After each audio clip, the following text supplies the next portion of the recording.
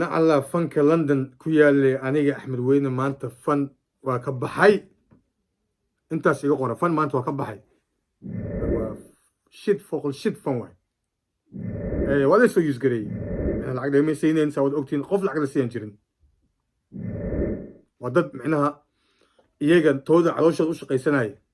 inay fanaaniinta use gareeyaan abuse gareeyaan ahayd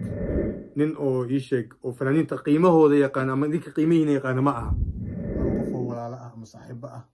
oo ii sheeg loo kala tuuraayo laba qof oo ii sheeg oo shalay ii sheeg isku xirna haddana la kala xaatinayo inta mino la kala geynayo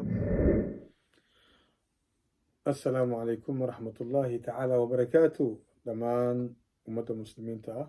khaasatan ummaddeeda soomaaliyeed taageerayaashayda asxaabtayda fanskayga dhammaan inta ugu xiran oo jecel waa idiin salaamayaa saan kalilaaba saa ii jeceshihiin aan idiin jeclahay marka waxaan rabaa maanta waa maalin arbacaa khamiis soo gelaysa taariikhduna ay tahay bisha 9 December 2020 saad ogtihiin walahi ani fanka waxaan soo galay 2018 laba sano ka hor officially saan usoo galay fankan ka hadlaa laakiin fan waa isaga dhex jiray weligii waa ku dhashay waa ku soo koray waa ku soo barbaaray yaraanteedii ilaa hadda weliba micnaha ii sheeg fanaaniin waaweyn aan kusoo dhex jiray oo arkay micnaha dad isjecel oo cunaya oo micnaha ii sheeg oo haddana si kalilaaba isku qalbi furan oo iska naxaya amin fankaasna wuxuu ahaa micnaha ii sheeg waagaas fanku wuxuu ahaan jiray micnaha dadweynaha hanuunaa aan hasaawinaa usoo beentay laakiin maanta saa wada ogtihiin fanka maanta wuxuu noqday dadweynahan halaynaa aan sii kala haatinaa micnaha jaceylkii horta waa dhammaaday jaceyl hakuna fanka wuxuu noqday micnaha fan iska xaasidnimo ah fan wuxuu noqday iska calool xanuunsan fan wuxuu noqday dir badan dagaal badan maxaa la ii sheeg maseer badan qofkii kale oo finaanki ah wax loo ogoleen marka anigana taas micnaha wixii aan soo arkay yaraanteedii aan kusoo koray ma aha especially haddaan ka hadlo fanka UK London saa wada ogtiin fanka London waa shit fan way marka runta laga hadlo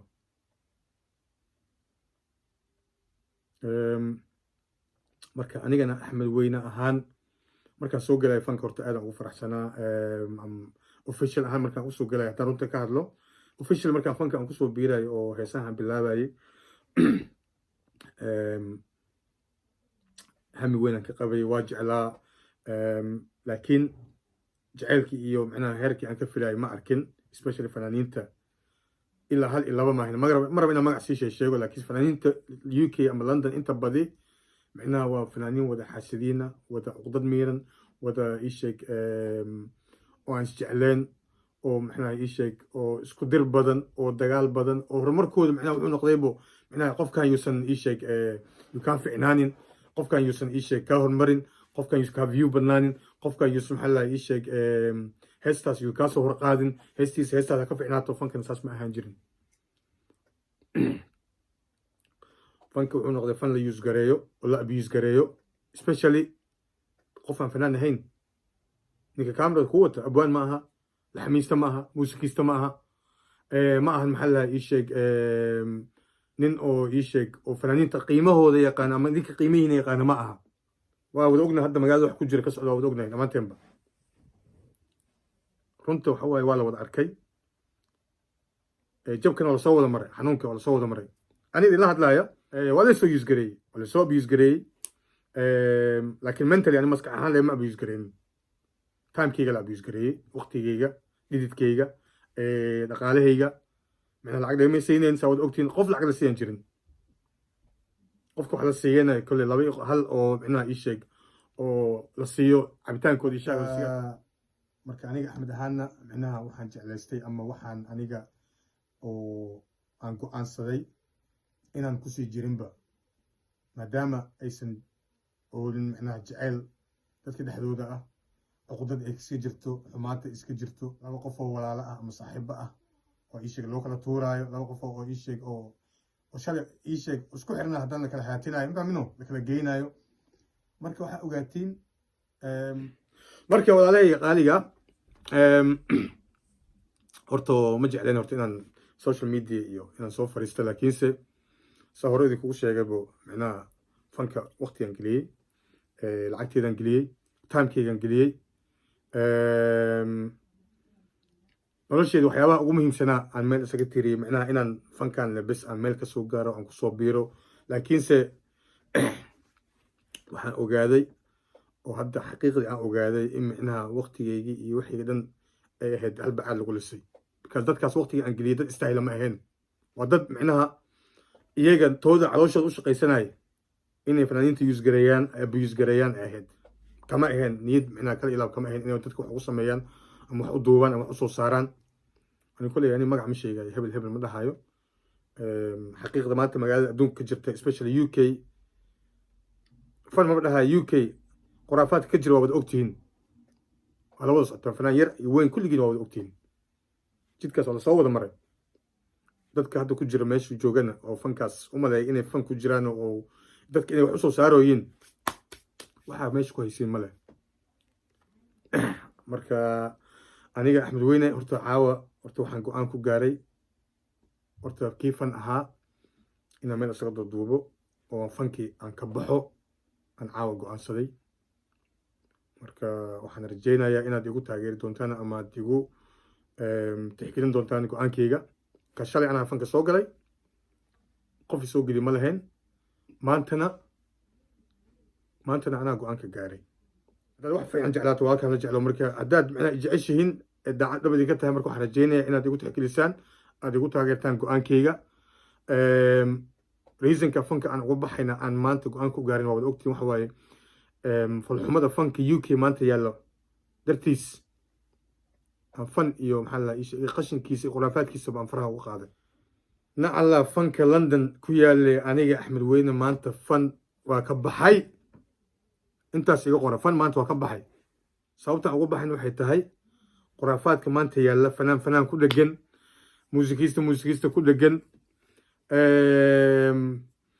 maxaa la ii sheeg abwaan ku dhegan camera ku dhegan marka haddii isaan isku qabsan intee loo socdaa marka haddii idinka fankiiba uu ii sheeg aa u moodiin ama uu noqday fankiis oo London in micnaha qof aan fanaan ahayn inuu madax iskin geliyo oo iskin tuutuuro ya ama maxaa la ii sheeg war idinkala geegeeyo ama iskiin dilo idinka waxba laydinku siinayn waxba aad meesha ku haysanin marka taas fan ma aha kowle number one waqtigiina gelinaysiin lacagtiina gelinaysiin taamkiina gelinaysiin macadallah idinkaa jeebkiina wax ugu sii daraysiin inaad fanka heerle ka gaartiin laakiin